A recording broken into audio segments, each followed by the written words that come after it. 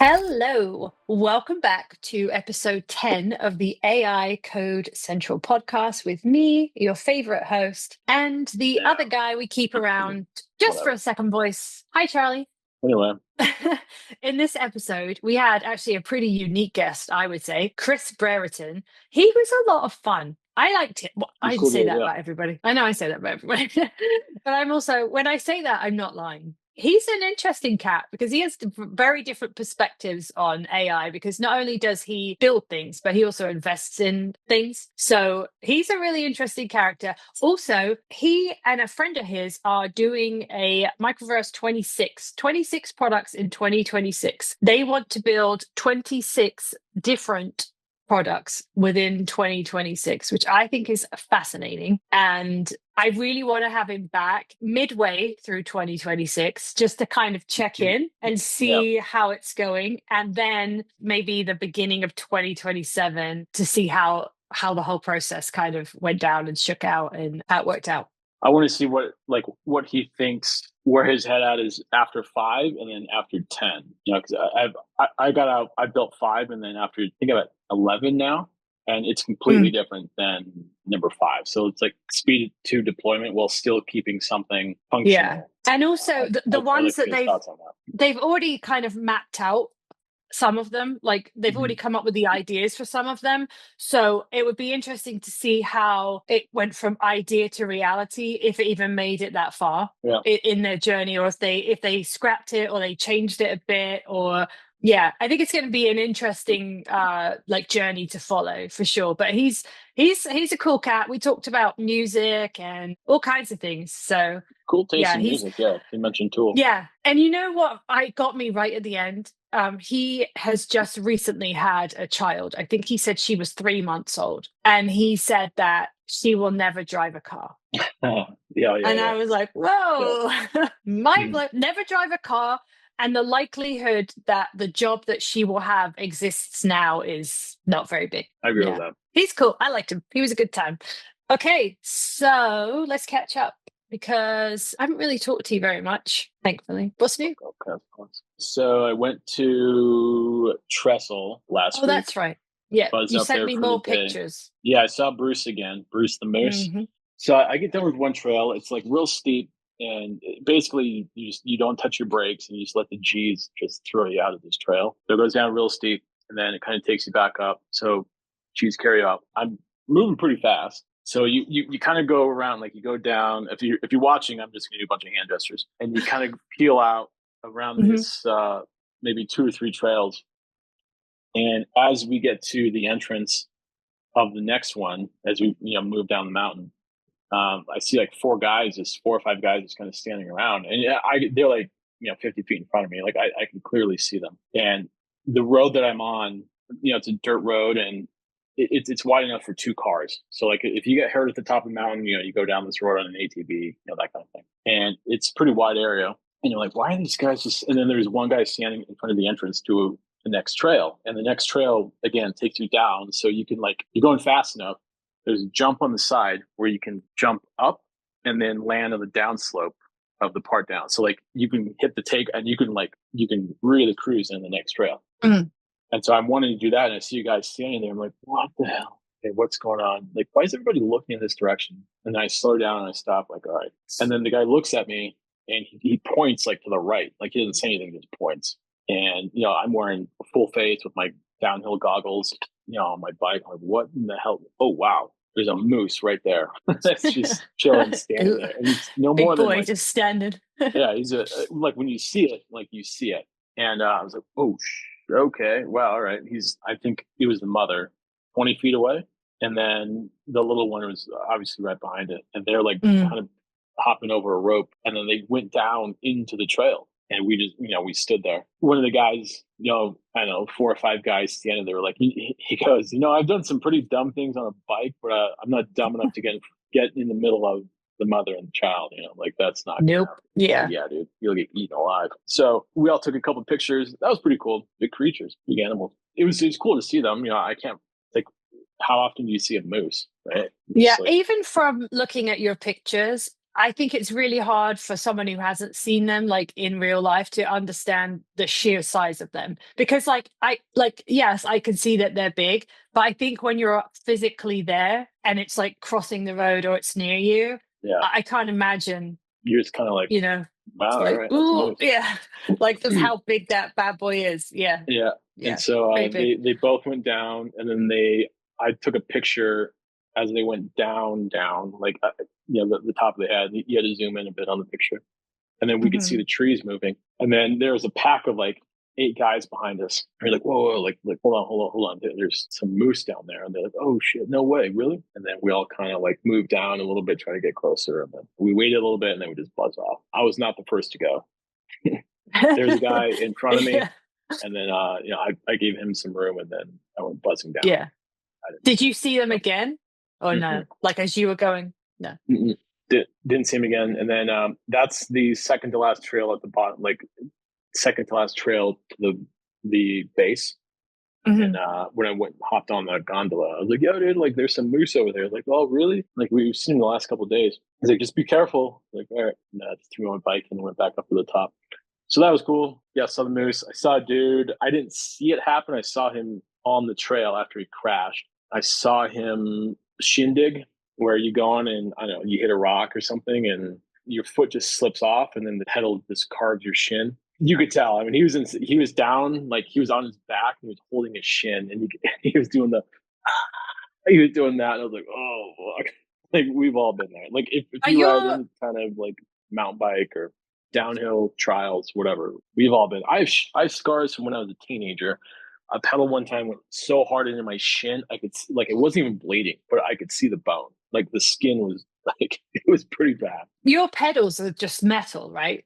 With Yeah, like, yeah, and there's like pins that there's little pins that on the stick out. sides. And Yeah. there's bigger, Because like for downhill, like the biking that I do, there's downhill mountain biking, they stick out a little bit more. There's more pins that stick out longer so your feet don't ooh, come off. It was pretty yeah. bad. Yeah. I Oh, man. I remember being a kid and riding a bike and your foot would slip and the pedal would come all the way around and Exactly. just smack you. Yeah. But that was like kid size bike. That wasn't Yeah. like what you guys deal with. So I can't imagine that Picture that, metal but just going, like scouring your. yeah, Ooh. picture that just going 30 miles an hour on a trail Yeah, and then just hoping you slow down and like, hit a tree or something. That's luckily it was in the woods, but it wasn't like a very like crowded area. Like you yeah, get off, and we were like, oh yeah. shit, dude. All right, so yeah, saw a dude Oh, do that. Oh, and I did with my girlfriend. We did a beer spa. We went to a beer spa here in Denver, near downtown Denver, and then we had an hour and a half, and they filled this like water tank, like a tub, basically, with like hops and a bunch of like spices. It was almost like we were in Thailand again. It was like that white netting of just spices, and then it fills with hot yeah. water, and then it's the herbs and all of that. It's supposed to relax you, and yeah, it was relaxing. And then in that same room, picture like a room big enough for like a single office. Maybe it's Yeah. two offices, and then in that room, there's also an infrared sauna. So that was cool. That actually did help me sleep. Wait, so you just go in a tub basically full of hops, so it just smells like beer, like a Yeah, brewery. And yeah. then you lay in there for like what, like an hour? Yeah, like 30, 45 minutes. And then like there's a button that you push and they'll bring you beer. There's taps there. There's 10 different taps. Oh, So so if you you have drink beer whilst you're beer, in the beer.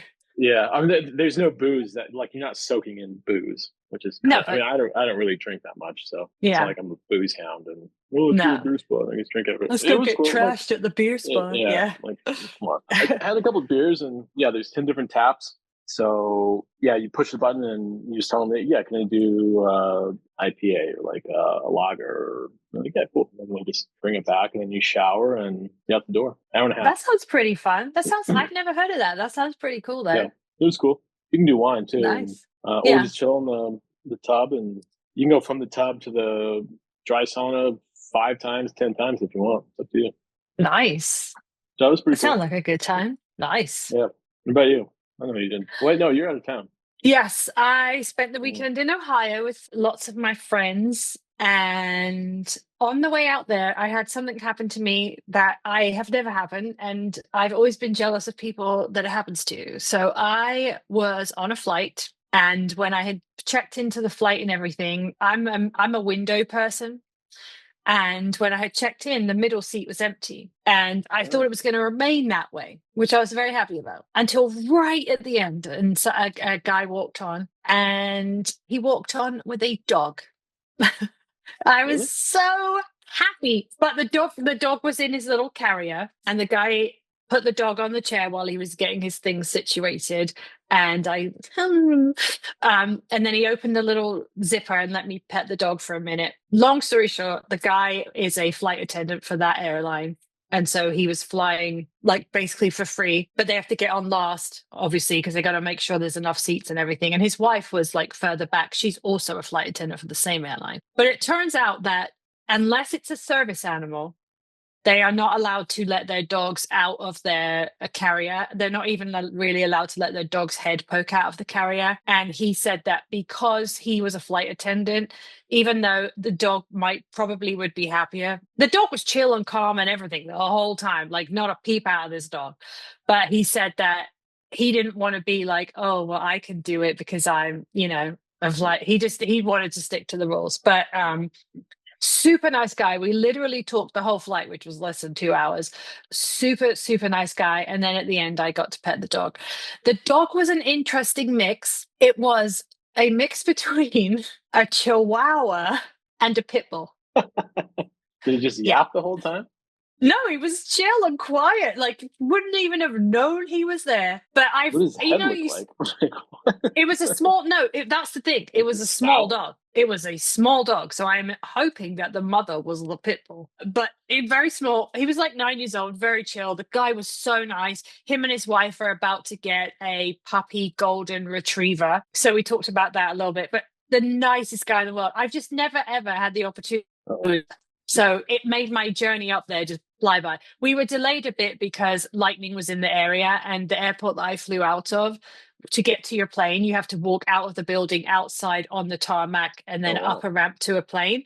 And so they wouldn't let us do that with lightning. On the way back, however, when I got back last night, it was hammering it down. And apparently they don't give a crap if you get drenched walking from the plane to the building. I got soaked. I remembered at the last minute that my friend had put a baseball hat in my bag, that bag I had on the plane. So right at the last minute, I was like, oh, I've got a baseball hat. And I threw that on so my head didn't get drenched. It was bucketing it down. And so we all got absolutely drenched walking off. But because there was no lightning, they didn't care about that. So yeah, that happened.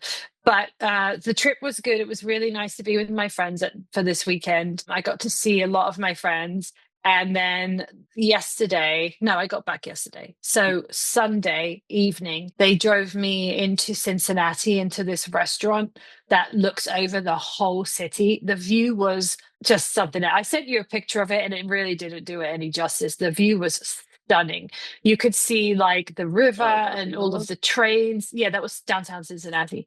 And then the whole skyline. You could see where the soccer team plays. You could see where the football team plays. You couldn't see the baseball stadium because it was literally right behind the football stadium, but you could see the football stadium, the whole of the buildings down there. It was beautiful. And they were saying that like in the fall and the winter, when there's no leaves on the trees, you actually can see further because you could see for miles, don't get me wrong, but you can see even further. They told me like that we were going to go there, and I had seen I'd looked online and seen a picture of it, and I was like, oh, that looks cool. No, once you get there, it is just gorgeous. It's just straight beautiful. It's called the Incline House. The Incline House, yeah, the Incline House, and it's just the view was it was gorgeous. So yeah, and then I came home yesterday in the pouring rain. Yeah. And I got drenched.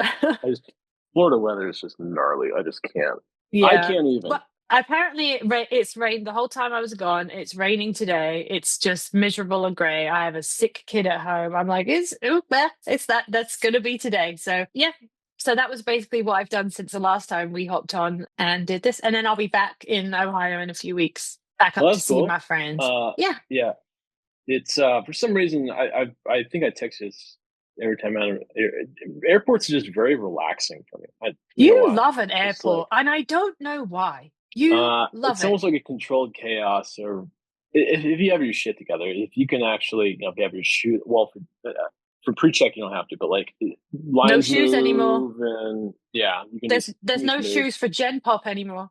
Nope. Oh Nobody takes really? shoes off anymore. No. Oh, I know because uh, you're like, oh, send me a picture of the airport. And I'm like, why? You've sat in a million of I'm like, what is it? You love an airport. And it's just so peoply. Like, I don't know.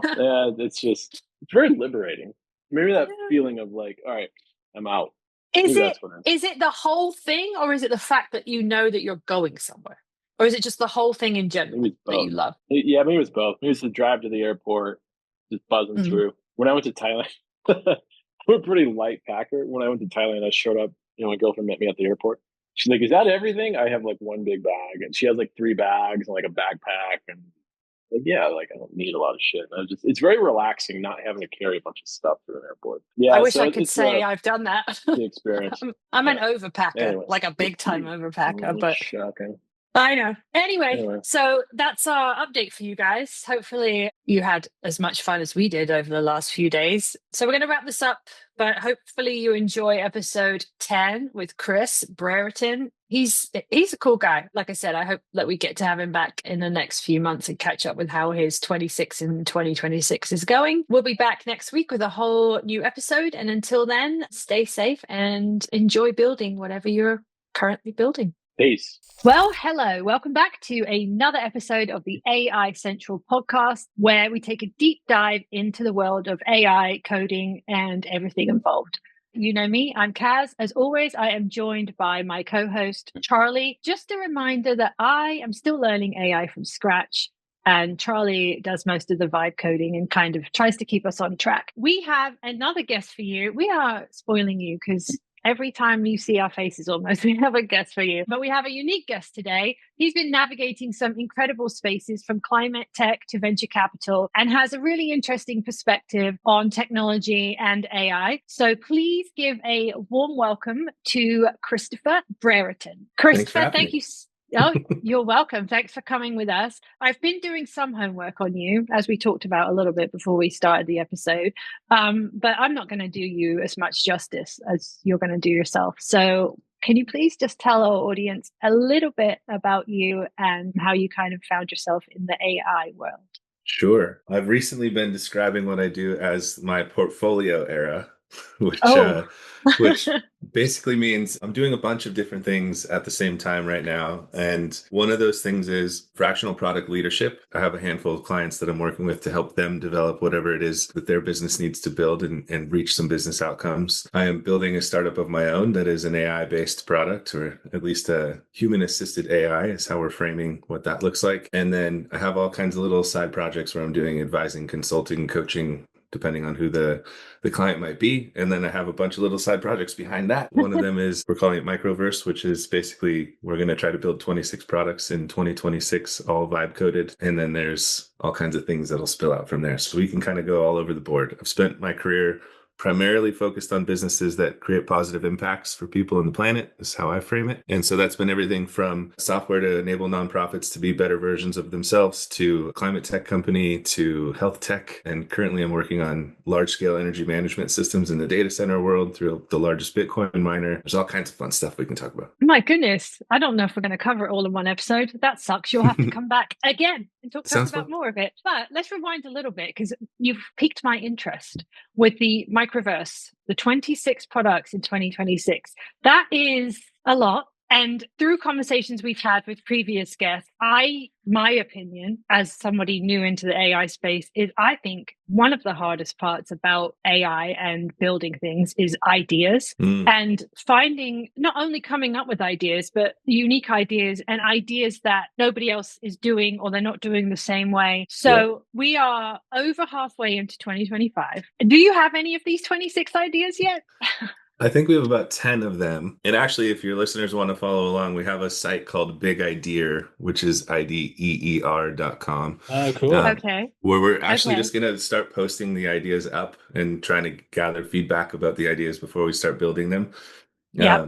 We're also going to try to seek some ideas from crowdsourcing there too. So if you have a big idea, you can put one in and we'll consider building it next year or maybe before next year. That's where you can follow along with what we're thinking about. The first couple ideas that we're working on are what I would call really narrow, specific problems. Until recently, until this like low barrier to entry way to build products and ship something to market, I would always describe things as like, that's a feature, not a business. And therefore, we're probably not going to build it, right? It's not defensible. It's going to cost too much overhead to get this thing to market. And it's just not a big enough problem to solve or worth kind of taking the risk on. And I think the world has changed and I'm changing my tune on that. So the ideas that you'll see come out of this 26 products in 2026, or what we're calling the microverse, is really, really thin, specific point solution applications. And so an example would be, I'm building one that I'm calling family ops or care ops. I haven't decided yet. But the point is, you have your kids, you have your pets, and you have your properties that all have some sort of care profile that goes with them, right? So if you have a newborn baby, there's a bunch of protocols about how to feed and burp and sleep and how to swaddle and not swaddle, when to swaddle, all those kinds of things that maybe you want to tell your nanny or somebody who's doing a babysitting event for you. And typically that happens either in some printout that you make every time, or you're leaving notes on a whiteboard, or you're constantly kind of redoing those things when you're inviting those people into your life. This allows you to set up those care profiles, create a unique link for that person for that specific event. And that's fucking it. But that, you know how much time that saves? I'm going to tell you, firsthand experience, my husband and I, if we go on vacation, the kids are older and they still, like, grandma will still come over and watch them, but it's the pets, right? The amount of instructions I have to list out for this dog, that dog, these cats, this cat gets this dog. But if I could just click, click, click, click, or however it goes, or if I take them to the boarding facility, you know, the amount of times I've sat and like typed out essays of, that's incredible. Yeah.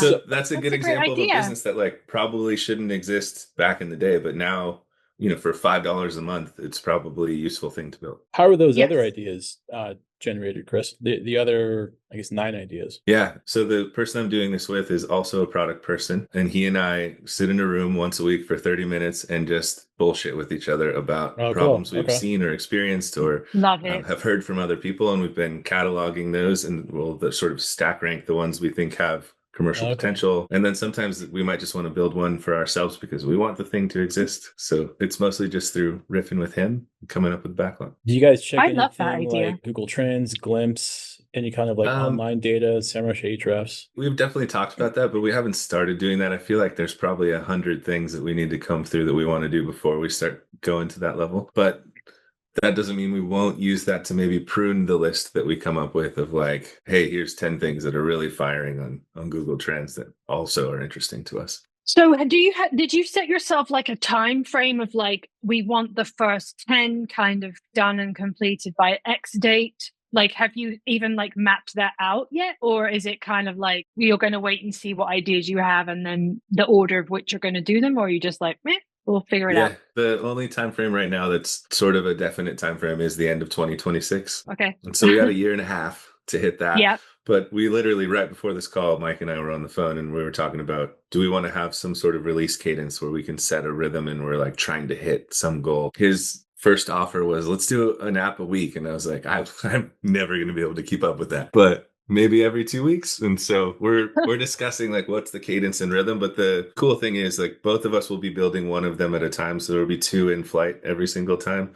So it won't be 26 individual applications. Wow. It'll be half of that, right? Gotcha. Is there a platform of choice, LLM of choice? So we're in like full experimentation mode, and the intent was like, let's build one on each different platform first and find the ones that we like. And the same thing is true for like the release and hosting part of the process. So how are we going to deploy the application, on what tools are we going to use? But eventually we want to converge on what are the shared resources that we want to use for each of these things so that we have like a common backend, so to speak. But we'll get there. We haven't figured that out yet. I saw also you've mentioned on your LinkedIn about maybe a vibe coding getaway. So would you maybe tie that in with like creating some of your apps? Yeah, totally. So that again was a byproduct of just jamming with a couple different people on how people are vibe coding, what they're doing. And I was like, any of you guys interested in like doing a weekend getaway where maybe we like fly fish half the time in Montana and the other time we're hands on keyboards building shit. And so we can be like indoor, outdoor kind of, but hanging out together and kind of co-learning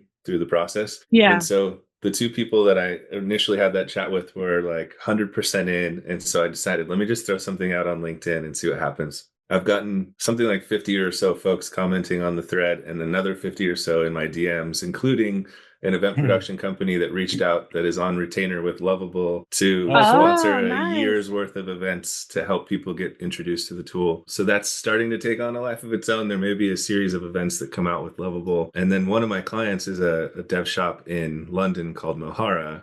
And they have a new program called Transformers that's coming out, which is essentially like vibe coding to your MVP, where they'll actually invest some money and give you some capital to bring the thing to market and so on and so forth. And so there's maybe even a merger of Transformers with Mohara and Lovable events and this vibe coding getaway thing coming together. More to come. Maybe the next episode. It kind of sounds maybe like almost like a hackathon, but like a chilled out version of a hackathon. Like not like straight, like crazy for hours, but it's like, oh, it's lunch. Let's go do some fishing or something. And then we'll come back and maybe create some more stuff. And and Montana's beautiful. So there's lots of designing it around what I want to do. That's for sure. Which is like hang out with interesting people, try to build some interesting things and also do some fun out, get in the rivers and get away from the screens for a little bit. Cause I feel like the science fair version of hackathons where like everyone jams for 24, 48 hours and presents to try to get an award. Like it's really fun. I love that, but it's not what I want to do with my weekend. So also in my little research that I was digging around, finding out about you, I also saw that this October you are going to the Bend Venture Conference. But I think what makes you fascinating to me is not only do you like code and build things and, you're working on this 26 in 2026, but you also like to invest. Mm-hmm. So when you're going to this conference wearing both hats, or are you going, wearing both hats? Yeah, I'm definitely wearing both. It's funny, you mentioned before the call, like wearing many hats thing, and I always have some sort of silly hat thing on. I'm like, that should be like a personal brand thing. I need some slogan about wearing many hats. Yes, I'm wearing both hats at the conference. I'm also founding a company that's AI enabled that we're calling human assisted AI. And that's in the legal tech space all around legacy planning and legacy preservation. So definitely there to like hang out with other investors, even though I'm not sure we'll raise money for this or not. And then also looking for really, really interesting companies in the space that sort of fit my thesis, which we can riff on if you think that's a useful topic. Yes, because we did talk a little bit about your thesis before we jumped on. And I hadn't really thought about it until you kind of explained it. I'm going to let you explain it only because you do it better than I can. And I want to make sure that you do it justice. In my brain, as you were kind of explaining to us off camera, it felt kind of like a pebble in a pond. Like that's what I was visualizing as you were explaining it. I was like, there's the pebble in the pond and then everything kind of ripples out. So yeah, let's talk about your thesis because it was very interesting. Cool. I keep referring it to myself as sort of like the next creative explosion. And so the analogs in the past for me were photography. When we made photography significantly easier, then you would shoot on film, you take the film in, wait for the stuff to come back, hope you got the shot, and then maybe scan that picture into your computer to then share it somewhere else. Like it was super high friction, right? I remember those days. For those of us old enough to remember those things. And, the minute photography came out on your phones, that friction was really, really reduced and you had really interesting explosion in all kinds of applications. And then eventually the aggregators of the output is something like the Instagrams and all the influencer cultural shifts that came with that, right? The same thing was true in music for me when I was first playing in a band when I was younger. We would rent big studios and we'd have these really huge boards and we'd be running tape, and then Pro Tools happened, and then GarageBand happened, and then you have this Ableton happen, and then you have this explosion in things like electronic music, and you can make a fucking badass recording in your bedroom now. And so that's what Billie Eilish did, right? Her very first album was Was it really? Bedroom? Yeah, in her bedroom with her brother. It's awesome. Wow. And so that, again, you've reduced the friction. You have an explosion in creativity in that medium. The same thing was true with videography, and you have things like Spotify that fell out for music, and you have YouTube that came out for video, and all these aggregator platforms that sit on top of that, a mass of content. I think we're experiencing that same exact thing right now with web or app development. I guess there can be also mobile app development here. And so we're going to see a ton of probably crappy apps released, but inside of that like massive amount of noise, there will be some really interesting things that emerge because of the volume, I think. And that's the kind of stuff I'm looking for on the angel investing side. The other thing that goes with that with angel investing is the odds of ever returning your own angel fund back are really, really stacked against you. You need a significant volume of investments to have the odds of winning. And each of those individual investments itself needs to probably be able to return the fund if it's successful on its own. And so I'm looking for what is that signal processing in the noise that's coming with AI, and is it a big enough potential business that it makes sense to angel invest in? In regards can I find to enough that, of those? Okay, got it. Yeah, the alpha return, right? In regards to angel investing, you said what you look for. What advice do you have to our listeners who are builders and people, vibe coding and everything? Because let's say I uploaded or I created something that's a wrapper and it reads PDFs and it summarizes it for me. Yep. Chris, would you invest? Probably not. I think. And why?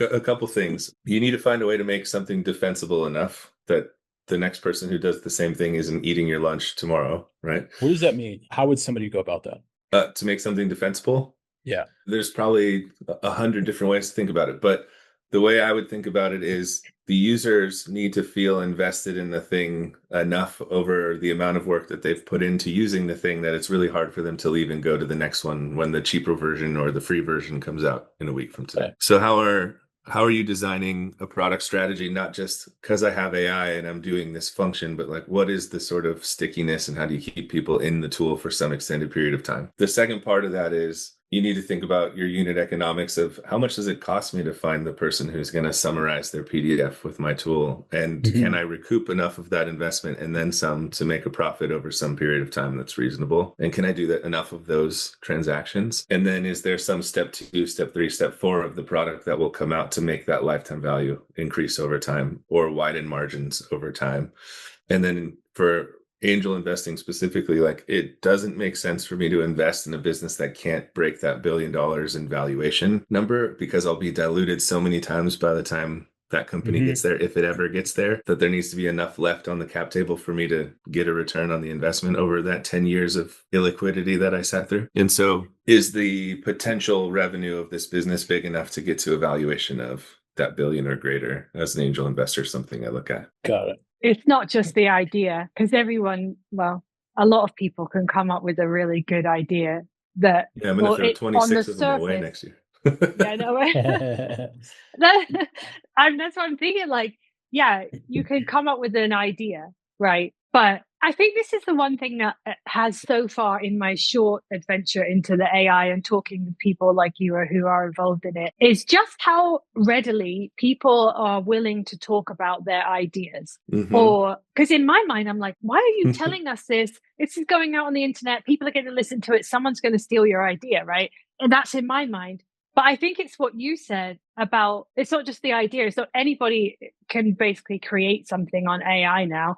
It's about, it's more than the idea, right? It has to make sense. It has to be defensible, like you said. It has to actually bring something of use to not just you and your immediate, whoever you're thinking about, but on a wider frame. So maybe there's 3 people that all have the same or a similar idea, but only one of them is going to be able to move that past the goalpost. Totally. So much of it comes down to execution at the end of the day. I think I was hosting a podcast yesterday talking to an AI founder. And one of the things he and I were talking about on that show was there's also sort of a just staying in the game window. A lot of people don't have the grit or the wherewithal to push through the shit that's really hard. And so you may have 3 or 4 people run out the gate with the same idea, with the same resources, with the same access, whatever it might be. But one of those teams is going to survive the staring into the abyss and eating glass, is how I think Elon Musk used to describe entrepreneurship. And so the staying in the game is a big part of it. And then the other thing is we're talking about venture investing right now, but a lot of businesses shouldn't be raising venture capital. They can build really meaningful businesses that make the founders and the teams a lot of money and provide a lot of value to the world, but aren't billion-dollar valuation type business models. And those things are great. And I think AI is going to create a lot of those types of things too, but those are harder for venture portfolios to be the bank for. Do you think those ones are more realistic? I mean, I know that sounds like it's almost a dumb question, like, is it more realistic? But do you think that that's probably the way that AI will go in the future, is less of these billion-dollar kind of companies and more of the smaller ones, or maybe companies that have more than one particular product that ends up being successful? Do you think that's more likely what we're going to see moving forward? I think you'll see that. I mean, software in general kind of took that same arc, right? There's a handful of really successful multi-billion-dollar companies, but there's also this ecosystem of businesses that are making a handful of millions of dollars a year by servicing other people's technology needs or building small tools for other companies that don't have the capacity to build their own tools. And so I think there will be this like ecosystem or levels of the types of things that AI is solving for. And all the attention in the media tends to be attracted to the unicorn, so to speak, type of use cases. But I bet you there's already 100 software agencies that are just vibe coding products for small businesses, and that could be a very meaningful, successful business. If you were making $2-3 million a year net at the end of the year, would you be stoked? I absolutely would be. Yeah.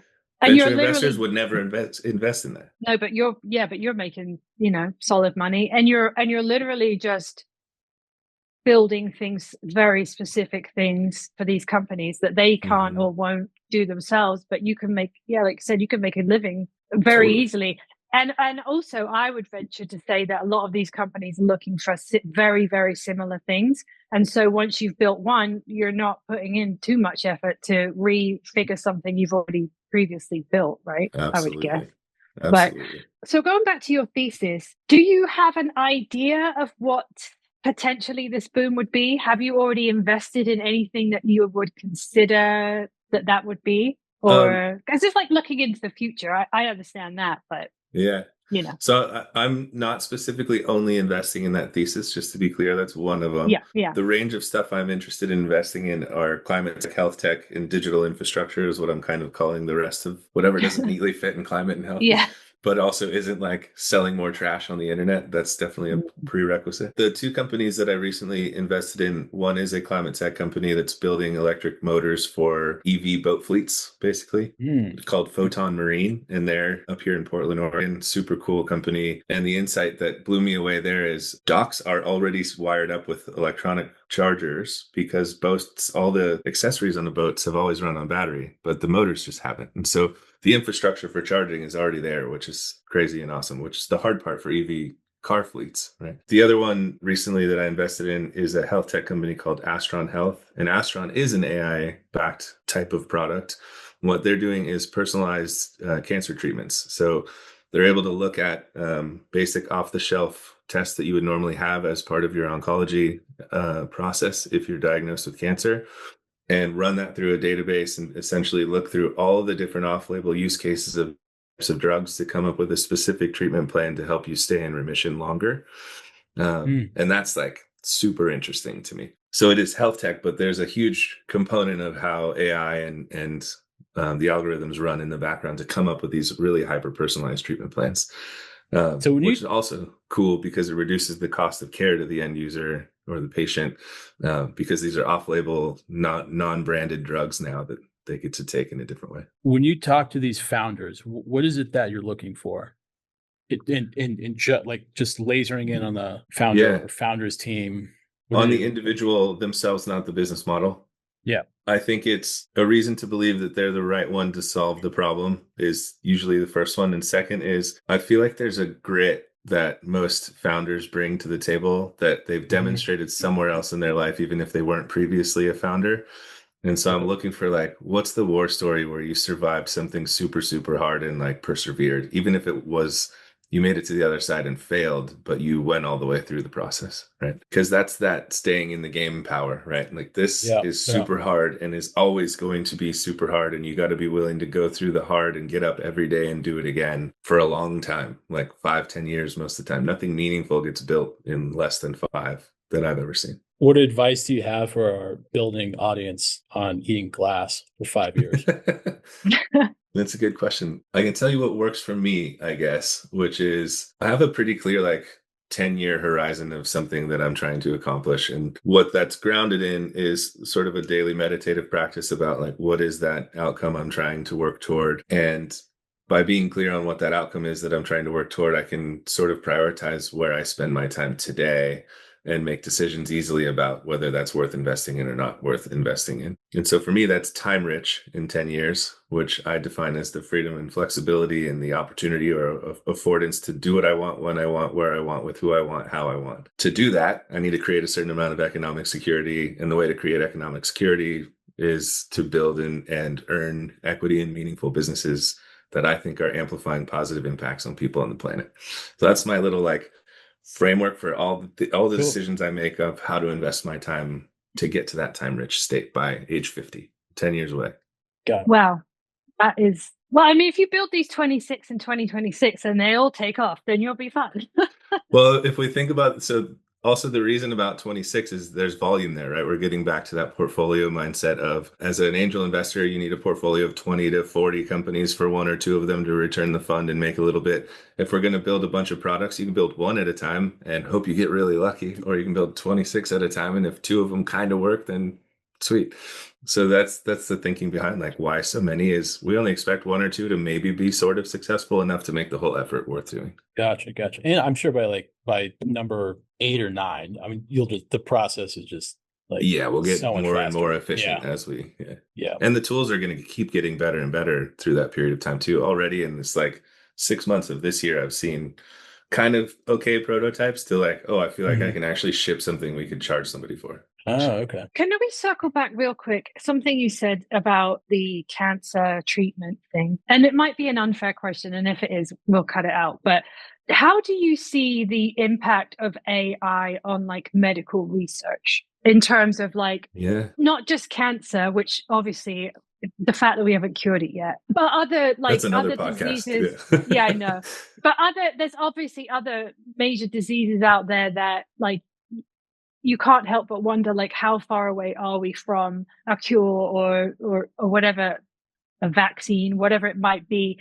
Yeah. How influential do you think that AI may become in that kind of world, given what you just talked about being really able to hone in on an individual's cancer journey and their treatment? I guess the way I've been thinking about it, and I'm by no means the expert here, but I think there's the sort of let's call it preventative part of the journey of trying to prohibit something from happening. And then there's the treating the thing post it happening and becoming more efficient in the treatment of the thing, right? What's cool about Astron, and I think this is maybe even going to be the thing that makes the business the most successful, we'll see over time, is the sort of recursive learning process of we've come up with a specific treatment for a specific type of cancer in your specific scenario. You've now done the treatment for whatever that period of time is, and we can track the success rates of actually applying the treatment itself. And so with enough volume of treatments like that, we can have some recursive learning where the suggested treatment path is altered based on the success rates of the people who have experienced these things, right?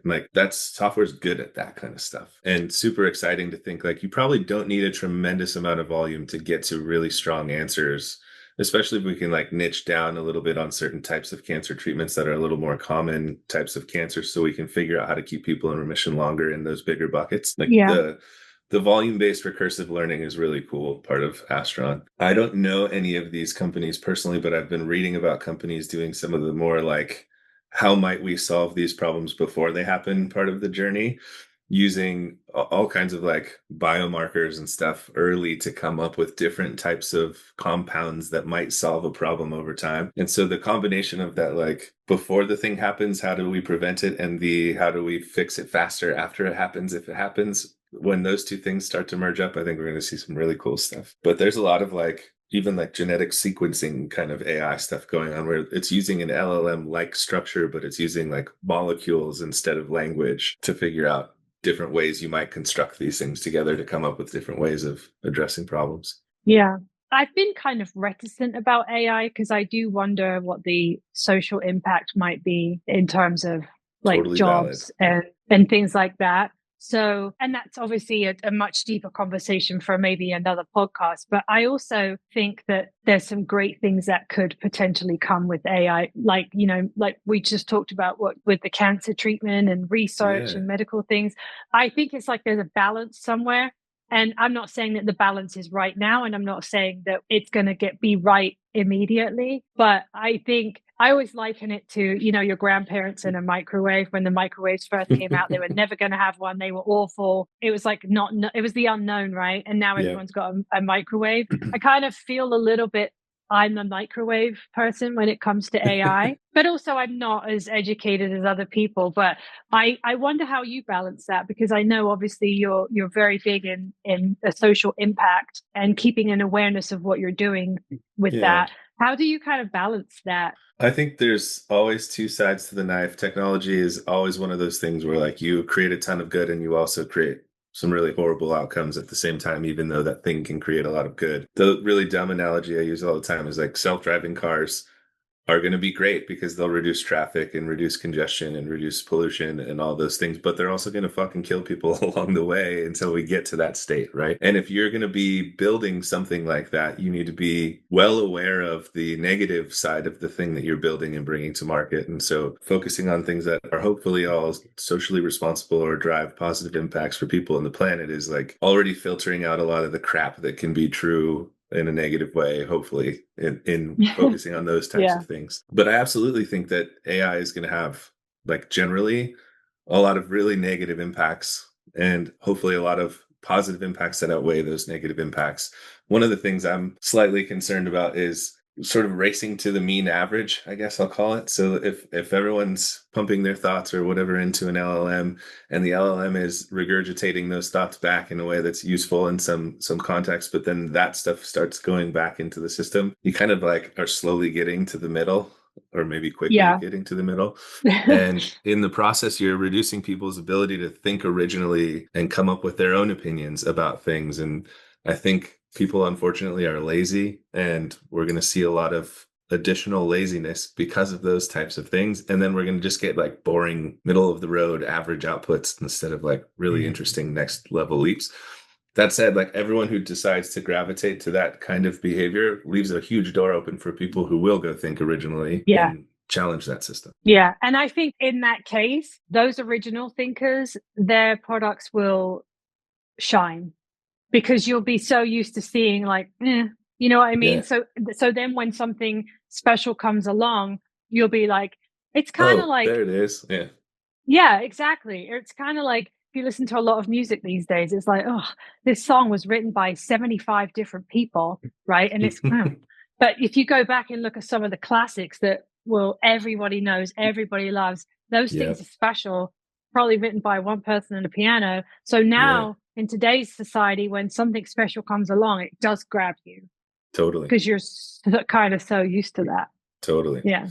Totally. I think that the same thing will be true with like a lot of skill sets like engineering. If you're a mediocre engineer, AI's coming, right? Like it's if you aren't finding a way to better yourself in your craft and do something more than the mediocre tool that is $20 a month can do, like you should be worried, and you should be upskilling. And if you're unwilling to figure out how to upskill and become a better version of yourself at this thing that this mediocre tool is going to replace you for, it's kind of your fault because you can see it coming. You live in that space. Or 100%. Self-driving trucks, same kind of thing. Like if you want to put your foot down and say AI is bad because it's going to replace my truck driving job, like it's probably time to start learning how to do something else. And hopefully what will happen is all these other jobs become true because there's this new thing that has been created and is creating economic value, and that creates the need for new types of skills. Like nobody ever, when I was a kid, said Chris is going to grow up and be a product manager. Like that didn't fucking exist when I was born. And I'm thinking about that a lot. I just had a daughter. She's going to be 3 months in a couple of days, and I'm like, what will her life look like? Like I can't even fathom the types of jobs she might have when that time comes. Because they probably don't even exist right now. Exactly. I was telling my sister, I told my sister, my nephews just out of high school, like Jake's job is not going to, like, it doesn't even exist right now. And I thought she was going to throw a punch at me, actually. Anyway, okay. I keep telling my wife, I'm like, I don't think Lila will ever drive a car. And she's like, don't say that. That's wild stuff. Really? Yeah. You don't think, what do you think she'll do? Just sit in a, I think the it would car's be going to just drive itself. By the time she's 16 more years of self-driving advancements are going to be Or an e-bike. crazy. Yeah. Or an e-bike. No, but could you imagine, like, I don't know about you, but where I grew up, I learned to drive a stick shift. And that to me is like real driving. So now I have an SUV and it changes gears and it doesn't feel like driving. But like the art of really driving a stick shift, if you think that your kid is not going to do that, like ever. Yeah, she may not. I mean, we might get her to because I want her to, but she may never need to, you know? That's great.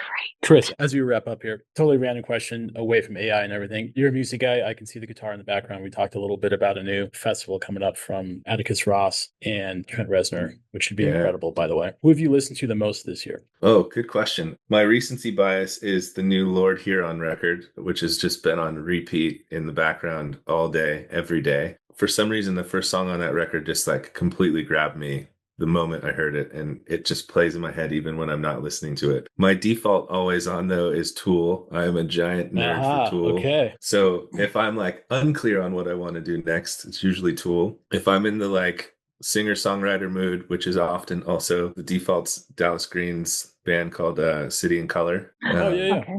I love City and Color. Yeah. But I'm all over the board, man. From like Frank Sinatra to Bjork to Marilyn Manson and Nine Inch Nails, since you mentioned Trent, and Tool and all the old LA bands. I grew up in LA, so I think I just got mired in the LA rock scene in the 90s. But gotcha. Yeah, I love it all. I saw Tool at Red Rocks many years ago. Incredible. I'm so unbelievable. Jealous. And then like I think it was a couple weeks later, I saw Metallica. Tool was way better. Yeah. Unbelievable. I will go back and forth with you on that. Right. Well, it was a laser show. Yeah. And, I've been getting into Ray Charles this year. Oh, I love it. Did you listen to the duets album he did? It's fantastic. What is it? There's a duets album, a Ray Charles duets album. It's fantastic. Yeah, it's great. It's really good. Yeah. Okay. I went through a phase of like listening to that. I have yet to make it to. Have you been to Red Rocks, Chris? Because I have not made it out to Red Rocks. I have not. It's on my list of like places I really want to go. Is Red Rocks for sure. I've been out to Denver Colorado, a few times. though. We've even been to a concert in Colorado together, and it wasn't at Red Rocks. Wow. Who was it? Oh yeah. Good to see Mute Math on their final tour. Mute Math. I love Mute Math. Oh my God, I'll cry. I will cry. Caz was obsessed with their drummer or something, or when that band broke up, she thought they were dating at one point. No, my husband. It doesn't matter. The last song on the last album they did with the whole band in there wrecks me to this day. I love Mute Math. I have seen them so many times, so many states, so many places. Oh my gosh. And then it just imploded, and I cannot. I have a fun Mute Math story for you. Go ahead. I'm all ears. I will sit forever.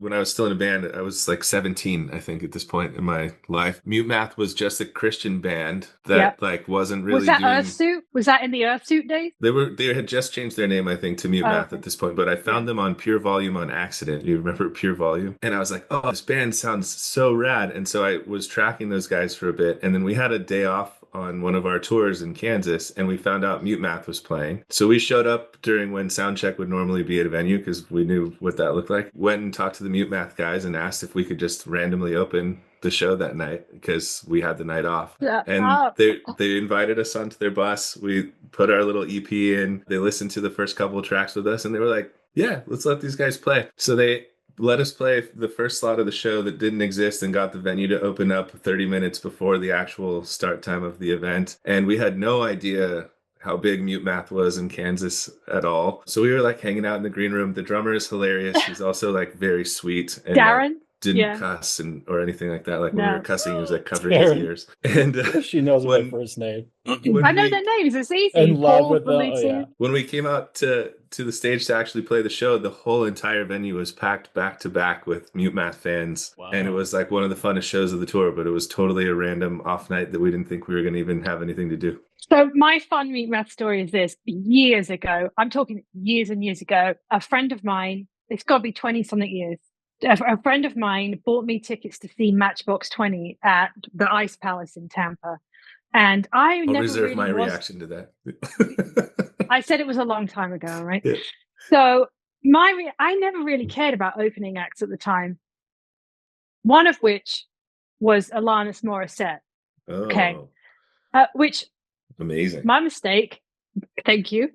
I didn't realize. So we skipped the first opening act, caught Alanis Morissette, and I was like, this woman is amazing. She's phenomenal. Yeah. And then Matchbox 20. Do you know who the first opening act was that I missed? Oh my God. And I have seen them in podunk record shops in Orlando. I've been to Alabama. I've been to Utah, Colorado, because I took him to see them. But that was after Darren left and they brought in the other drummer. I saw them twice with the other drummer. I can't remember his name, but when they broke up, I was gutted. And most people have never heard of this band. Yeah, I was going to say, I very rarely know anyone that even knows who Mute Math is. I'm literally looking at my vinyl collection right now, and the first two I see is Play Dead and Voice in the Silence. That's awesome. So anyway, that's not what we're talking about. What a fun way to wrap up this show. I know, but we have one more fun little thing we're going to do, and then I promise we'll wrap up. We will let you go. I do have to jump in just a second, but let's do it. Okay, real quick, these rapid fire, and then we're done. Cool. Okay. 1, when you are coding, what music do you listen to, if anything? Or genre? We'll just do genre. Usually what I'll put on is some I like a band called Of Water, I like Sigaros, if I'm going back to older versions of these like more instrumental ambient kind of music. Album Leaf is another one that I'll default to. They're usually like lyricless or sort of lyrics I can't understand if we're talking about Sigaros. Because otherwise I like kind of key into lyrics, but I love the like melodic ambient stuff when I'm in focus mode. Okay, real quick. I see you have books. I am a huge reader. I'm working on my library right now. I have a few. What's your favorite book you've read? Oh God, that's really tough. But I can tell you the book that I'm reading right now that I'm in love with is called The Innovators, and it's a Walter Isaacson book that sort of documents the history of technology that led to the internet and then what happened after the internet and all of the different people that came together for those things to become true. And it's sort of the like antithesis of the genius inventor. It's like nobody was the one genius inventor. It took all of these different people to stand on each other's shoulders to get to this moment. And it's been mind-boggling. And prior to that book, I had read A History on Bell Labs, which was a huge component of what led to all this stuff. So I'm digging the like tech history, I guess, at the moment. Okay, last question, and then I promise we'll let you go. What is your favorite productivity hack? Time management all day. I'm a psycho about managing my time. As we run late. Yeah, as we're 2 minutes late. But that's our time management. Yeah. We screwed that up. But time management is definitely my thing. And in a future podcast, we can talk about time hacks. Cool. For sure, because you are coming back after your 26 off in 2026. So I want to talk about that. But there's lots to talk about. But we have to let you go. Thank you so very much for joining us. It's been a fascinating conversation. Yes. And I promise you we'll have you back if you have the time. Cool. Nice to hang with you guys. Thanks for the time. Thanks, Chris. Thank you so much. Yeah. Thank you.